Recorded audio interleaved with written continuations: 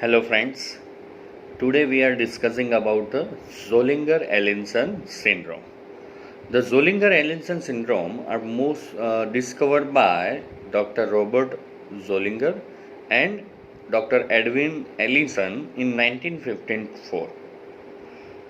So, it is the rare disorder that are characterized by a trio of three major diseases. The three major diseases is PIG. The first P is peptic ulcer disorders. Second one I means isolate cell, a non-isolate cell, non-beta cell of pancreas that secretes the gastrin, and G means gastric acids hypersecretions. So it is the rare disorder that are characterized by a trio of severe peptic ulcerations, gastric acids hypersecretions, and a non-beta cell tumor of pancreas. So it is mostly because of non-beta cell of pancreas that secretes the gastrin, and that ultimately gastrin stimulates the secretion of parietal cells, and parietal cell leads the secretion of these gastric acids, mostly hydrochloric acids and pepsin, and that ultimately causes the ulcerations. So this is the introductory part of Zollinger-Ellison syndrome. Gastrin is a hormone that are secreted by the G cell of Antrum pylorus. Also, it is secreted in duodenum. Also, it is secreted through pancreas. So, gastrin is a hormone that stimulate the parietal cell, and ultimately, because of stimulation of parietal cell, there is a secretion of gastric acids. Right? So, this is the trio peptic ulcer disease, hypersecretion of gastric secretions, gastric juice secretion, and a non-beta cell of pancreas that causes the tumor. If you see the epidemiology, the 0.1 to 1% of the patients with peptic ulcer disorders can suffer with this Zollinger-Ellison syndrome. The men are mostly affected. The Zollinger-Ellison syndrome mostly affected between the age of 30 to 40 years. The etiological part,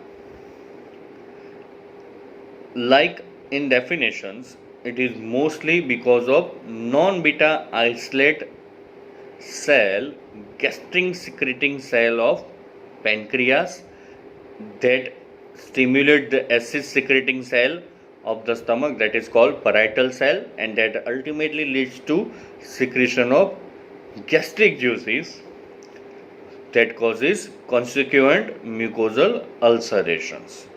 So the non-beta islet cell of pancreas that causes the gastric secretion and ultimately lead to hypersecretion of acids and ulceration. And second one is ZES, mostly occur sporadically, or we can say it affects very oftenly in a patient with multiple endocrine neoplasia type 1, that is called MEN type 1. Multiple endocrine neoplasia is the kind of tumor that are mostly occur in 3P.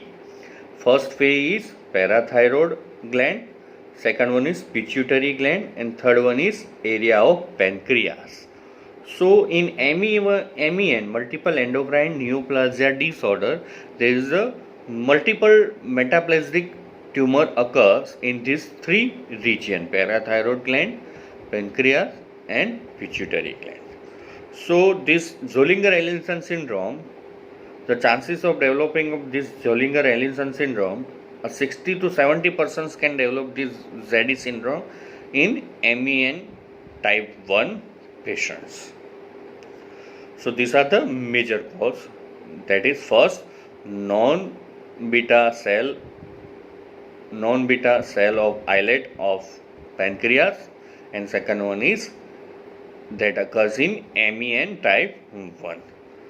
Pathophysiology. If you talk about the pathophysiology, in pathophysiological features, this non-beta cell of this pancreas that can causing the secretion of gastrin, and because of this secretion of gastrin that stimulates the gastric acid secreting cell of the stomach, that is called parietal cell, and because of this secretion or stimulation of parietal cell there is a hypersecretion of gastric acid juice like hydrochloric acids, and because of this there is a hypergastrinemia. Also, along with the secretion of this gastrin secretion, this gastrin juice can also proliferate the mucosal endothelial cell. So because of this proliferation of endothelial cell there is a hypertrophy of the mucosa. Again, because of hypertrophy of the mucosa there is again increased number of parietal cell, and that means again because of increased number of parietal cells there is a increased secretion of gastric acids, and that ultimately leads to hypersecretion of acids. So the acids level can reach up to the maximum level, and that can reach even in the duodenal area, and that can degranulate or that can degrade this pancreatic juices like lipase and amylase, or we can say bile secretion, and that will ultimately leads to diarrhea or malabsorption.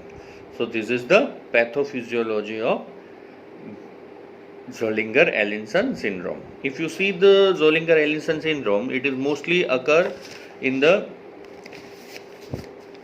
gastrinoma triangle, or it is mostly seen in the junctions between the cystic duct and common bile duct.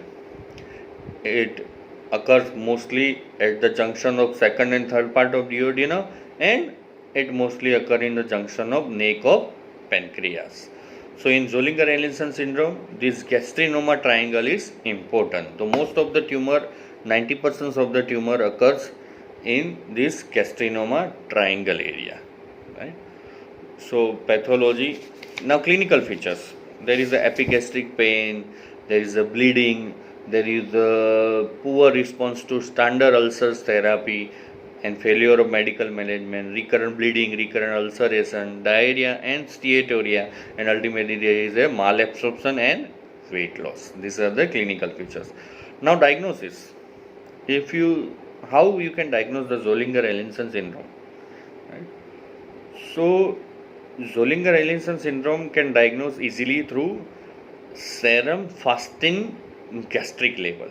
If you see the serum gastrin level in the blood, the level is above the normal value. It is up to 5 times more than the normal value. So you can see the serum gastrin level is more than 150 or 500 pg per ml. So first is serum gastrin level in increase. Second one is, if you see the gastric fluid pH through endoscopy or through expiration, the pH is less than 3, that is suggestive of this gastrinoma, and injection of hormone secretin by IV normally causes no changes, or we can say a slight decrease in circulating gastrin concentration, but in Zedin syndrome there is no change after secreting IV secretin hormone. So secretin is a hormone that can neutralize this acid by secretion of bicarbonate. Right? So even if you give IV secretin hormone, the level of gastrin is standstill. Right? So you can diagnose through this. Also, abdominal CT or MRI can diagnose this gastrinoma tumors. The location of tumor you can diagnose.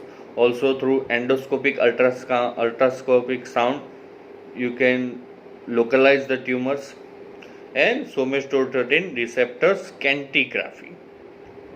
So these are the diagnostic criteria. Now treatment part. The major treatment is proton pump inhibitor, that is omeprazole and rabeprazole. Right, so proton pump inhibitor can use in higher doses. Synthetic somatostatic analog, you can give subcutaneous injection of somatostatin that can reduce the gastrin secretion and ultimately reduce the acids level. And third one is surgical treatment, the resection of tumor, particularly pancreatic head enucleation and duodenal thickness excision. So this is the treatment part. Proton pump inhibitor, somatostatin subcutaneous injection you can give, and surgical treatment. So this is about Zollinger-Ellison syndrome. Thank you.